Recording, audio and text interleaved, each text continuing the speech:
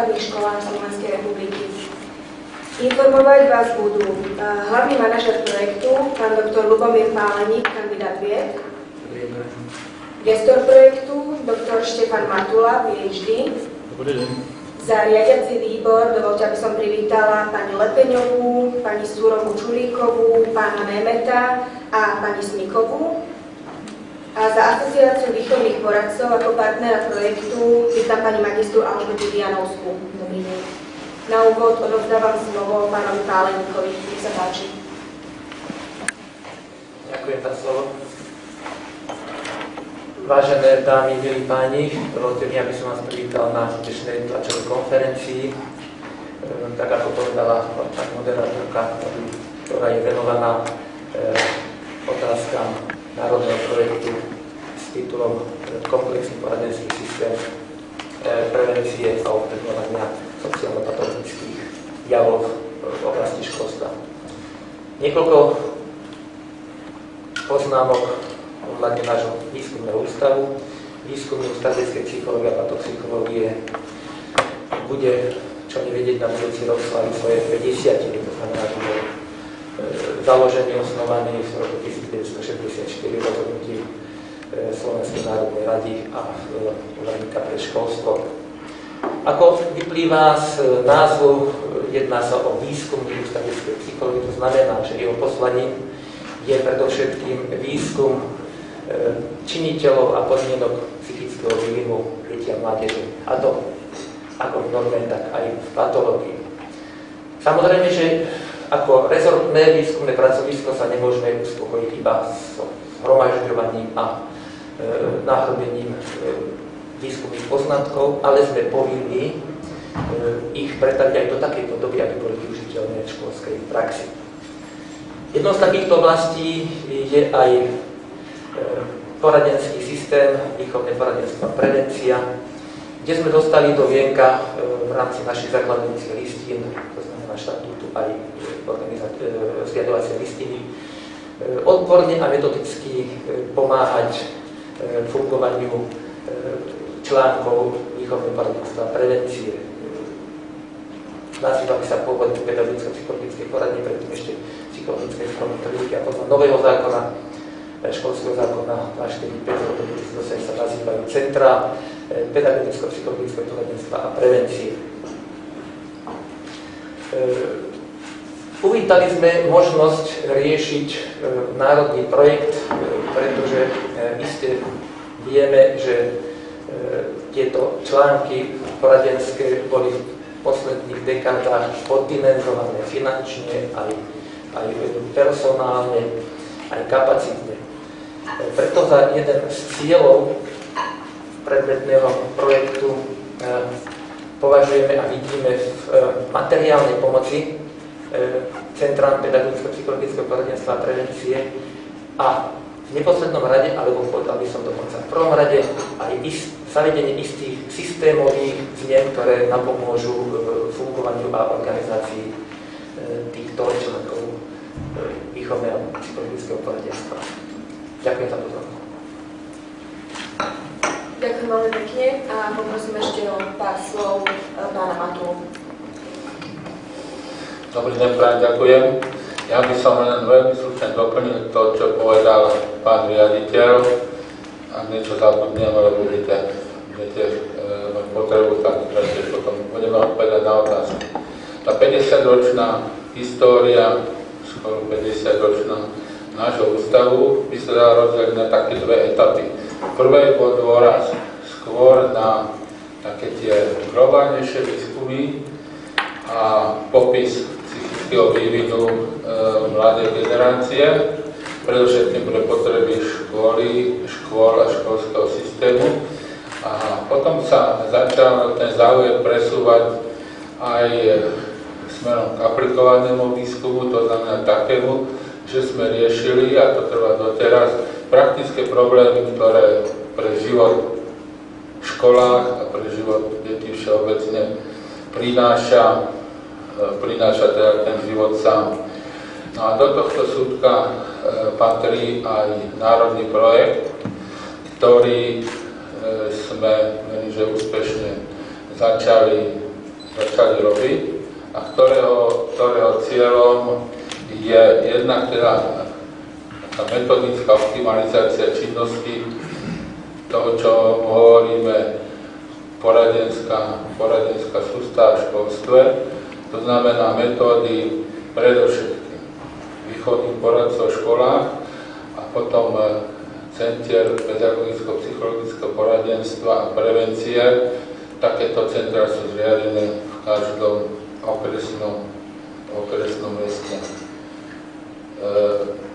To je teda na jednej strane a na druhej ešte chcem pripomenúť, že za tých posledných 20-25 rokov sa aj celá tá činnosť toho systému a všetkých jeho zložiek od pedagógov v školách až po psychológov, špeciálnych pedagógov a sociálnych pedagógov v tých spomínaných centrách presúva do polohy prevencie.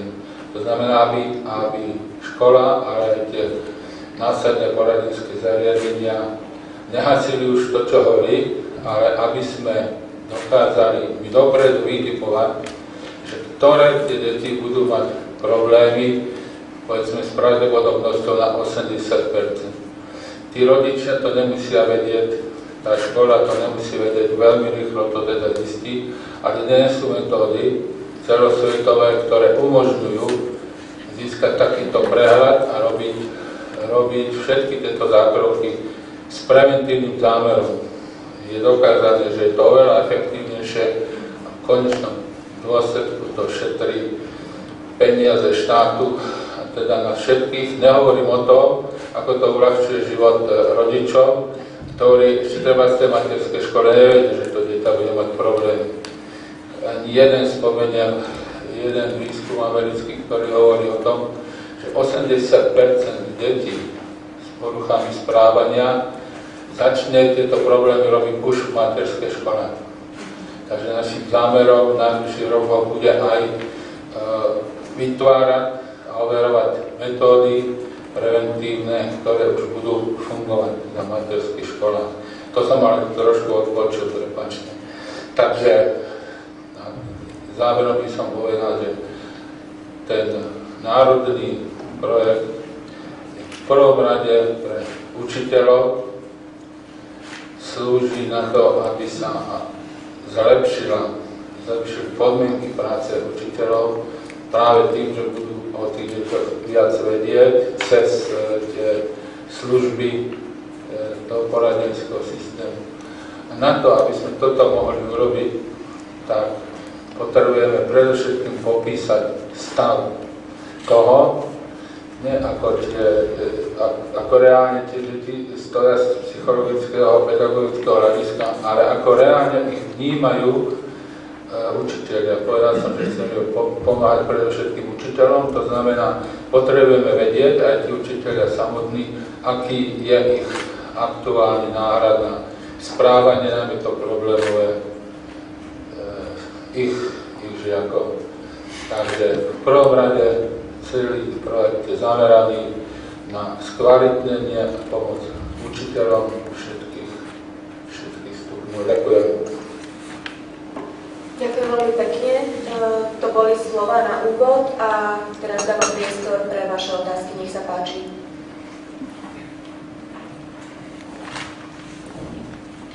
Nech sa páči.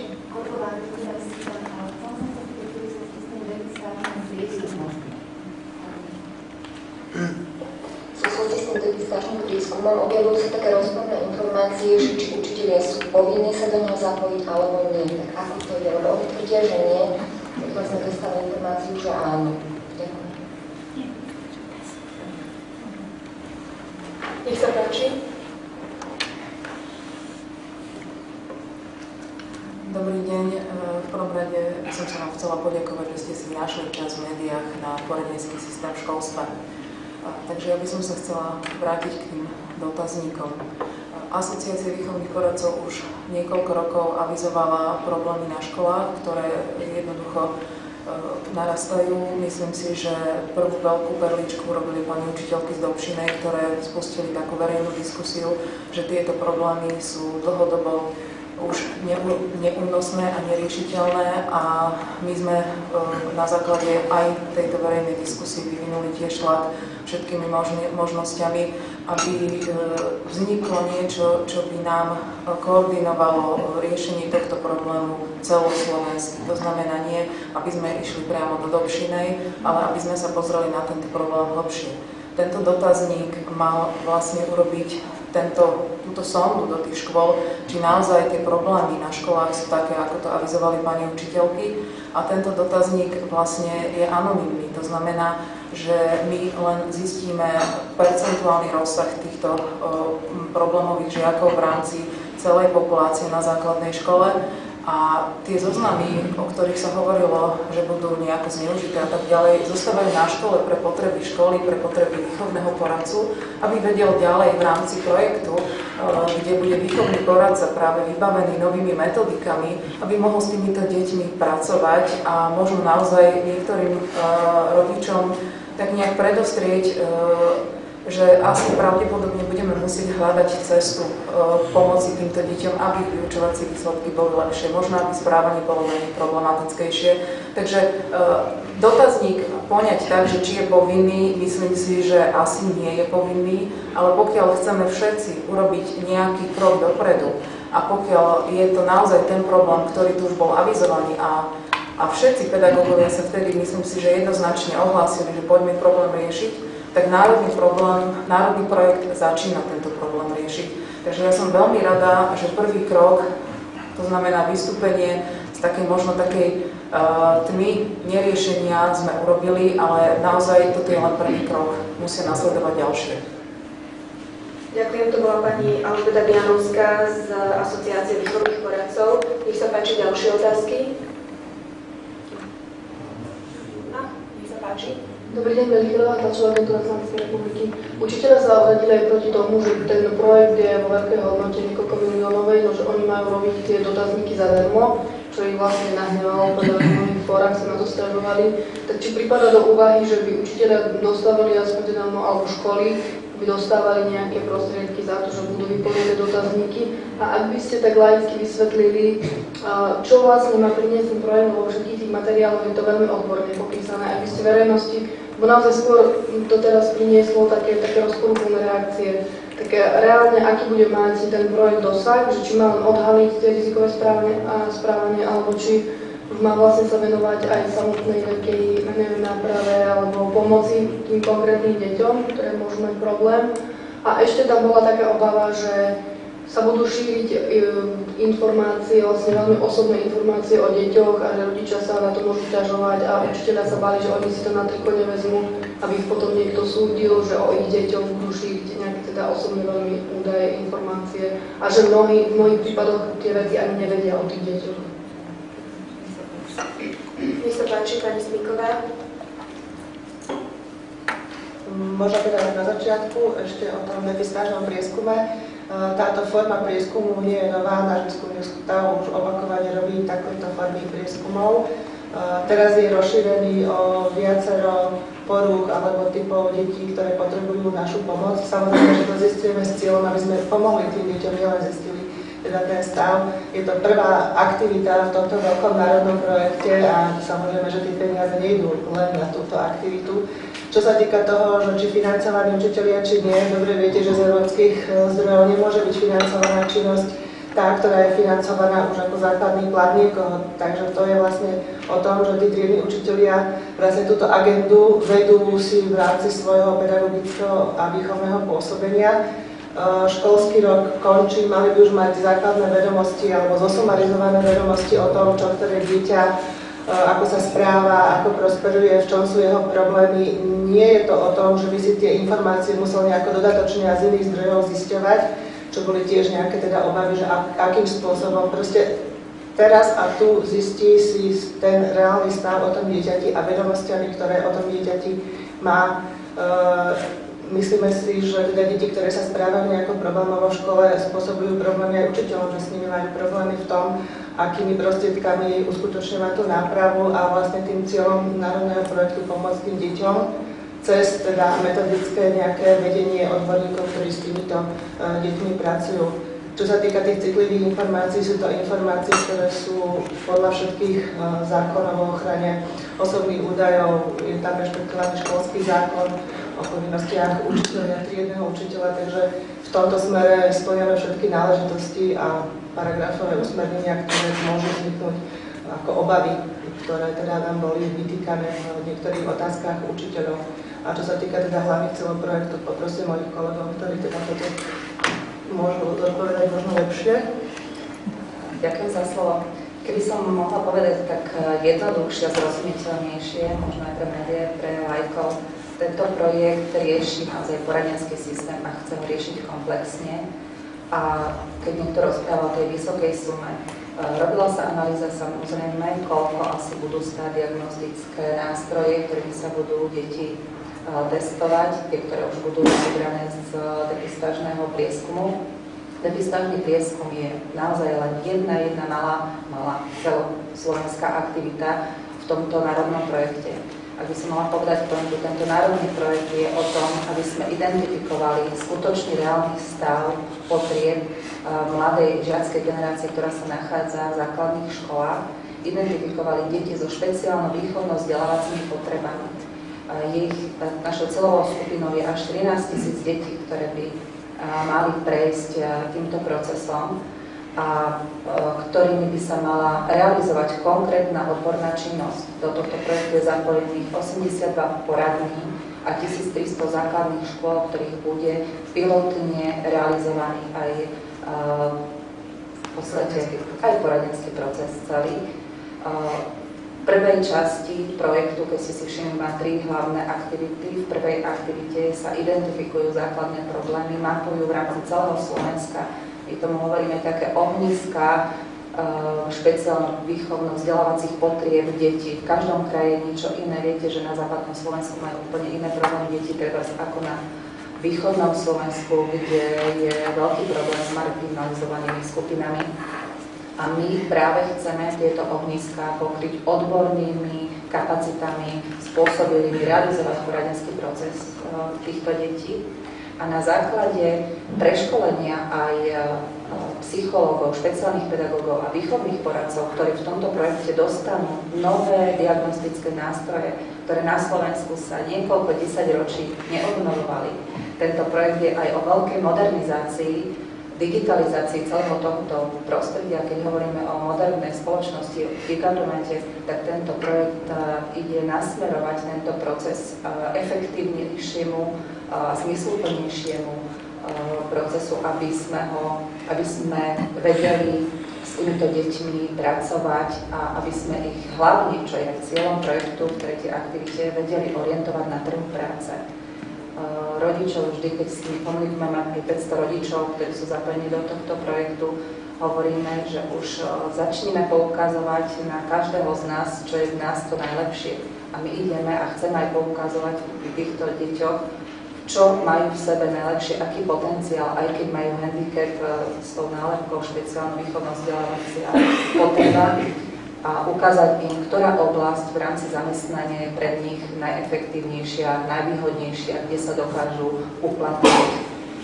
Takže to je takým základným rámcovým cieľom toho projektu. Identifikovať prostredie týchto detí, preškoliť odborných zamestnancov s novými diagnostickými nástrojmi, aby dokázali s novými metodami pracovať s týmito deťmi a následne deti pripraviť pre svet práce tak, aby korešpondoval s ich schopnosťami a nejakou aj mentálnou výbavou. Ďakujem, ešte poprosím o doplnenie pani Vianovskú. Ja by som doplnila možno z toho pohľadu učiteľov, čo z toho konkrétne z tohto projektu bude ten prínos. Učitelia dennodenne zažívajú tú situáciu, že im chodia správy do škôl o deťoch, čo všetko majú s nimi robiť. V triede sa stretnú možno 4 integrovaní, každý naozaj pre inú diagnózu, ale teraz som to nesprávne nazvala, pre iný problém. A on už naozaj nevie, kam skôr o asistentoch sa nám učiteľom zatiaľ iba sníva. Školský špeciálny pedagóg nie je ešte všade a školský psychológ naozaj je len výnimkou. Takže výchovní poradcovia sú v tomto všetkom sami na tých školách a robia, čo môžu, v súčasnosti sanujú problémy. Ale tento projekt by mal práve deťom, ktoré majú nejaký problém s tým začlenením, či už zdravotné, alebo problémy s učením, alebo so správaním, by mal im ukázať cestu, ako ďalej. My totiž to nemáme čas tie deti učiť, ako s tým svojím problémom ísť ďalej. Keď mám problémy s čítaním, musím mu nasmerovať takú cestu, kde to čítanie nebude tou dominantou. To znamená, že ten študijný odbor musím voliť tak, aby som v ňom ešte ten problém viac nezväčšovala a keď ja napríklad sa bojím výšky, tak viem, že nepôjdem pravdepodobne robiť požiarníka a s týmto handicapom každý žiak, ktorý má, sa musí naučiť žiť. My totiž tu máme jeden veľký problém. My sme naučili deti aj rodičov fungovať so slovíčkom úľava. Mám úľavu, ja nemusím. Ale povedzte mi, ktorý zamestnávateľ bude vypracovávať deťom špeciálny individuálny pracovný program, ktorý im bude dávať úľavy, lebo náš školský systém deti učí úľava, ale neučí tie deti, že ty máš možno toto trošku iné, toto je odchýlka. My nájdeme v tebe, čo je dobré a tou cestou by si mal ísť, aby si bol šťastný na tom trhu práce. Takže naozaj to je cieľom projektu. Tieto deti dostať reálne na trh práce pripravených a nie s víziou, že nám skončia na úrade práce, s tým, že jednoducho nie sú pripravení na to, čo ich reálny svet čo im ponúkne. Takže asi to je to praktické, čo všetci chceme. To znamená, aby všetky deti boli úspešné. Nie len tie, ktoré patria do tzv. Zdravej populácie, ale aj tie, ktoré majú možno nejaký problém. Ale ten problém sa vždy dá riešiť. A na to potrebujeme odborníkov, ale potrebujeme aj systém, ktorý nemôže byť poddimenzovaný, či finančne, či personálne. Takže to je asi ten najväčší problém, ktorý trápi dnes učiteľov. Málo odborníkov z poradenského systému je k dispozícii priamo pre učiteľov. Ďakujem, nech sa páči, ďalšia otázka. Dobrý deň, Ľubo Pajtinka z učiteľských novín rodiny a školy. Kto si trošku preštudoval často spomínané Fínsko a jeho školský systém, je tam jedna veľmi vážna, zaujímavá vec, ktorú opomíname. Väčšinou to bereme tak a Fíni a neviem čo, ale je to systémová vec a o tom vlastne bude asi aj tento projekt a to sa chcem spýtať. Vo Fínsku totiž svoju filozofiu postavili na tom, že chcú mať úspešného žiaka, úspešné dieťa. V momente, keď dieťa v škole zlyhá, 2-3 krát dostane zlú známku, okamžite sa schádza učiteľ, rodič a psychológ. A robia analýzujú, čo sa stalo. To znamená, okamžite reagujú na to, čo sa udialo v živote toho dieťaťa, či to je nejaký psychický problém, či sa stalo niečo v rodine, rozvod, alebo nejaké hádky a tak ďalej.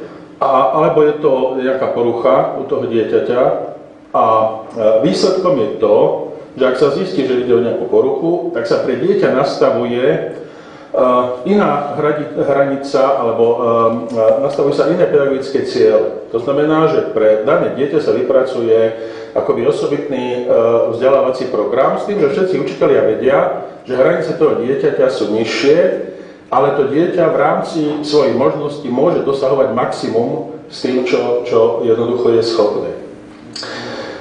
Keď som sa spýtoval kolegov z psychologických poradní, ste schopní, ak vám učiteľ zo školy na Slovensku zavolá, povie, mám problémové dieťa, objavil sa problém, vieme sa zísť, koľko času potrebuje, za aký čas budeme riešiť tento problém. Najskôrší problém je mesiac, 2,5 roka, rok.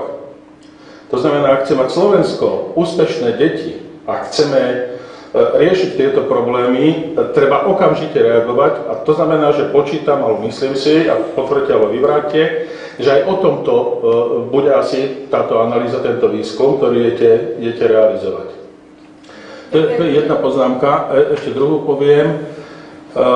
Mne sa zdá, alebo niekde som sa nedostal k tomu, že v rámci základného pedagogického výskumu, že by sme v posledných rokoch merali, aké je slovenské dieťa. Si pamätám zo 60 70 rokov také tie úzke malé knižočky, ktoré sa vydávali a robili sa veľké výskumy o tom, vlastne aké sú parametre dieťaťa, na čo sa nastavoval obsah vzdelávania a tak ďalej. Medzičasom od tých 70 rokov prišli počítače a x ďalších vecí, nové zdroje informácií. Naše dieťa je úplne v inom stave, ale mám dojem, že my ho nemáme zmapované.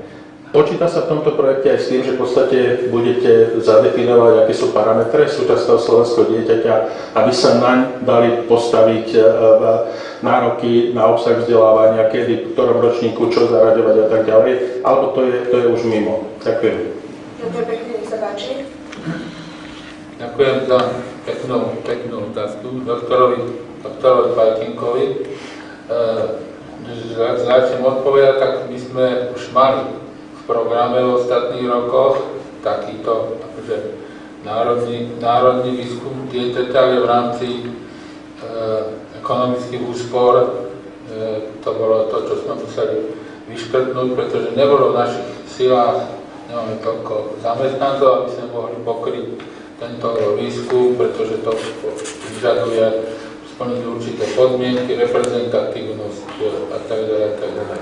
Tá reprezentatívnosť takéhoto výskumu sa môže naplniť v tomto národnom projekte, pretože vychádzajúce depistáže a tých výsledkov budeme vyšetrovať, teda nie my, ale psychológovia v tých okresných pedagogicko-psychologických centrách, vzorku 3000 detí, ktoré majú problémy. A keďže budeme zároveň optimalizovať normy na aj staré, aj tie nové normy, aj tie nové testy, tak budeme vyšetrovať ďalších 3000 detí normálnych úvodzovkách, teda tých, ktorí nespôsobujú problémy a tie budeme porovnávať. A to je reprezentatívna vzorka na to, aby sa dalo popísať priemerné slovenské dieťa aj normálne v úvodzovkách, aj to, ktoré robí nejaké problémy. Táto veľmi dôležitá časť toho národného projektu sa bude robiť zase v rámci v podstate ako pracovnej doby a nebude platená z národného projektu, ale veríme, že naši kolegovia v okresoch toto pochopili a máme pozitívne spätné väzby a môžeme slúbiť, že takýto obraz slovenského dieťaťa dostaneme. A ešte by som chcel pripomenúť, ja som to povedal v tej úvodnej reči, spomenul som slovo technológie.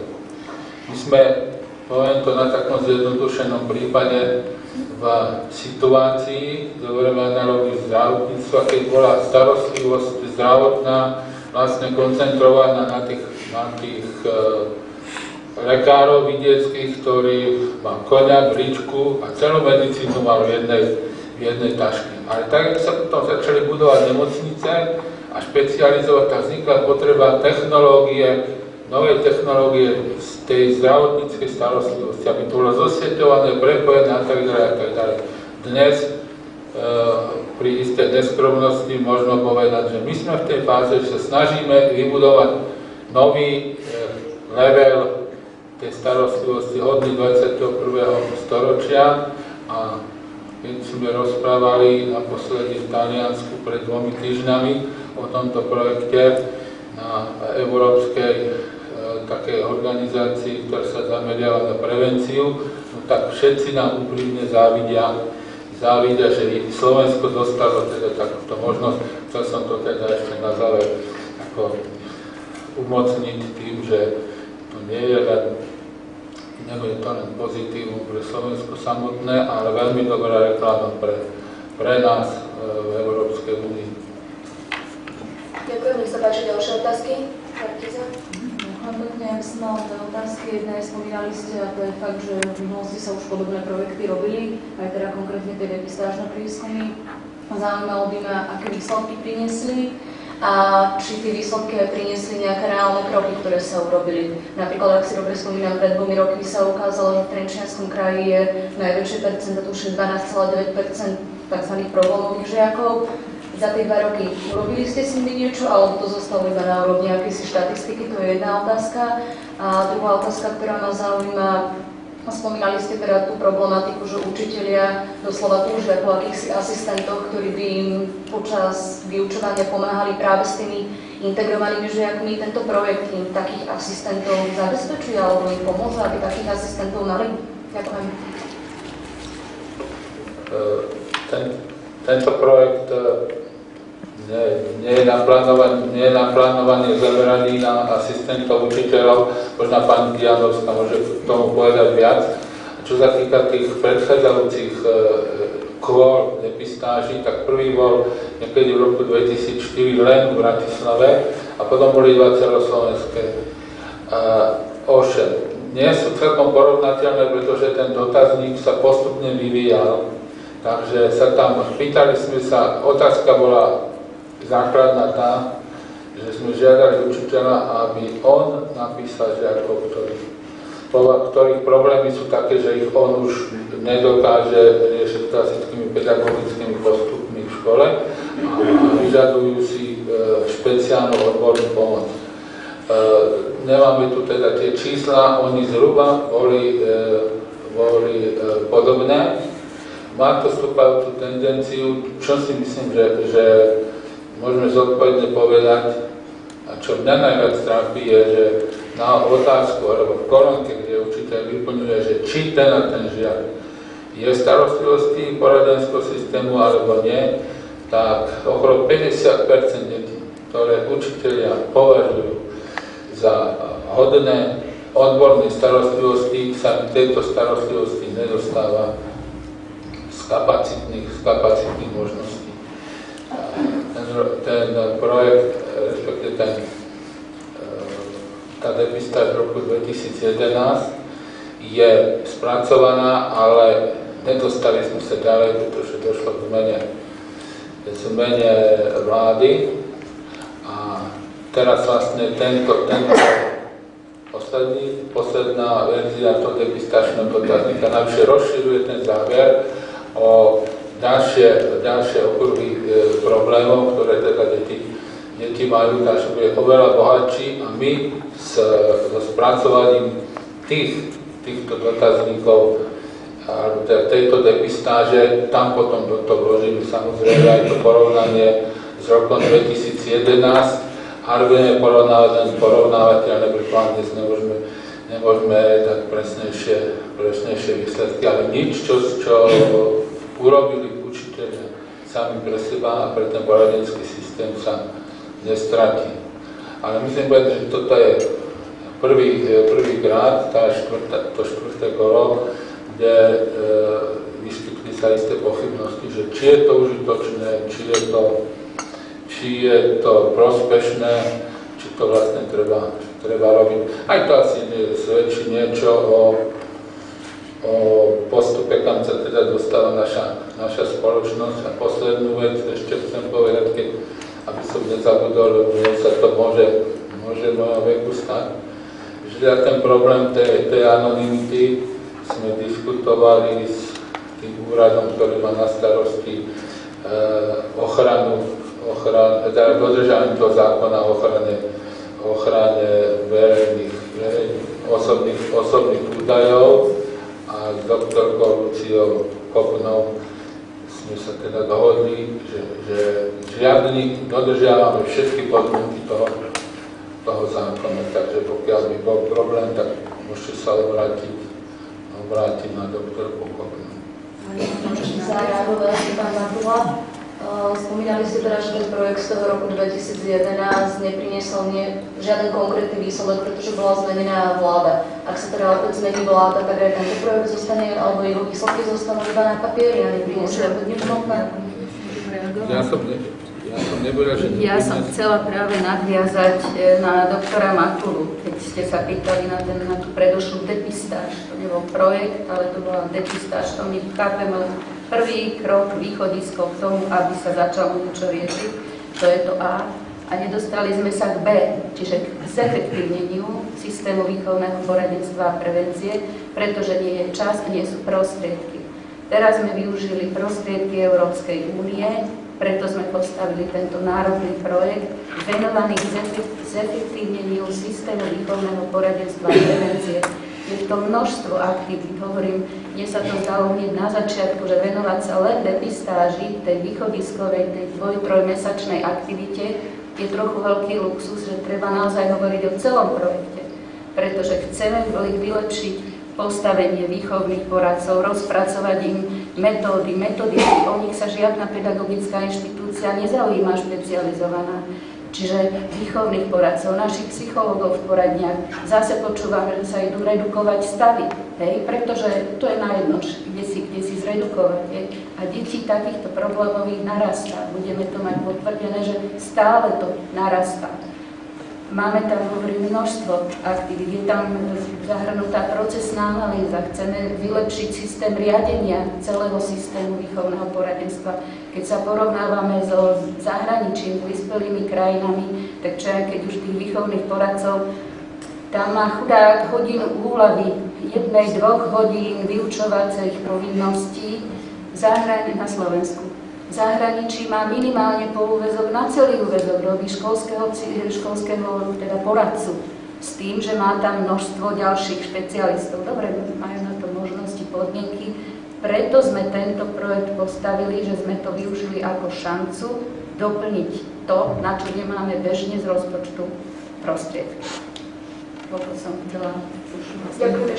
Ešte mňa napadlo v tej depistáži z tých minulých rokov naši kolegovia v regiónoch, ktorí dostali tie výsledky vlastne o svojich regiónoch, ich využívali na to, aby ich nezredukovali, aby vôbec mohli fungovať v takom stave, aký sú, čiže žiaden nejaký rozvoj, nové metódy, nákup nových nejakých technológií alebo niečo, čiže to, na čo my chceme, ako to použiť, vlastne nebolo ani umožnené, pretože oni sa vlastne len zachraňovali v tej situácii, akej bolo. Takže ak je to o tom, že sa zachránili a teraz s nami môžu spolupracovať, tak to je ten ako pozitívny výsledok. Takže toto vy hovoríte, že čo sa potom s tým dialo, bolo to, že oni vlastne môžu fungovať niekde už v takom zredukovanejšom stave, niekde v tom stave, ako teda sú, ale k tomu rozvoju alebo k tomu nejakému novému, inovatívnemu niečomu, čo by tomu dieťaťu viacej pomohlo, určite neprišlo. Ďakujem pekne, nech sa páči ešte ďalšie otázky. Nech sa páči, Sita. Učitelia argumentujú tým, že v tom dotazníku je